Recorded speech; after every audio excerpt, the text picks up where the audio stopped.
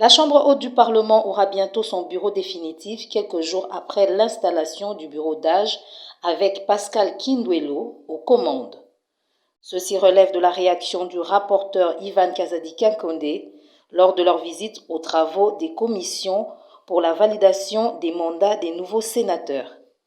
Ivan Kazadi a souligné que le bureau provisoire de la Chambre haute travaille nuit et jour afin qu'il n'y ait aucun blocage dans le fonctionnement des institutions.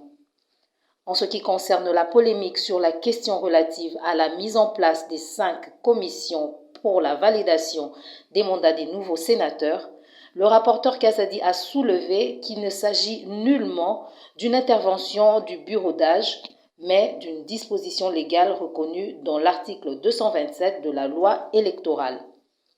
Pour rappel, le bureau provisoire du Sénat a, entre autres, pour mission de vérifier et valider les mandats des élus, d'adopter le règlement intérieur, ainsi que d'organiser les élections et installer le bureau définitif.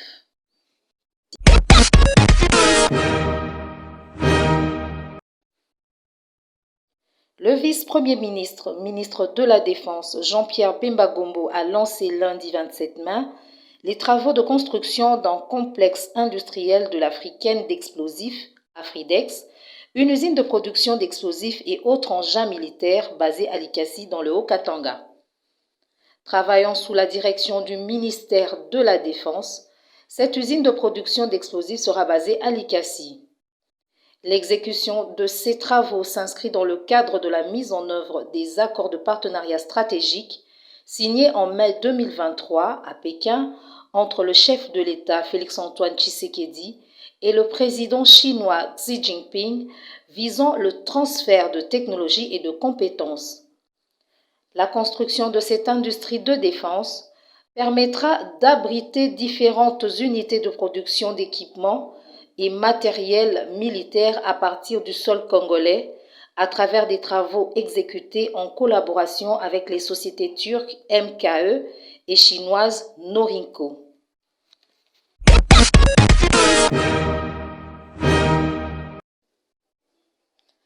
Le taux de change a encore fluctué le lundi 27 mai à Kinshasa. Dans certains bureaux de change, $1 équivaut à 2700 francs congolais, alors que dans d'autres, $1 se change à 2850 francs congolais. Ainsi, le franc congolais continue de perdre sa valeur face au dollar américain et le taux de change varie selon les milieux.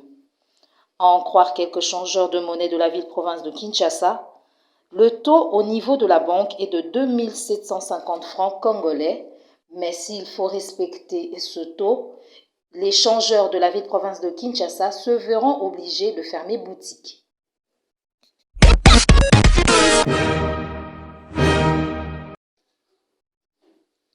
La délégation de la sélection nationale composée de 13 joueuses et 9 membres du staff a quitté Kinshasa lundi dernier dans la matinée, destination Berkane via Casablanca où les Léopards Seniors Dames seront reçus en amical par les Lions de la classe du Maroc.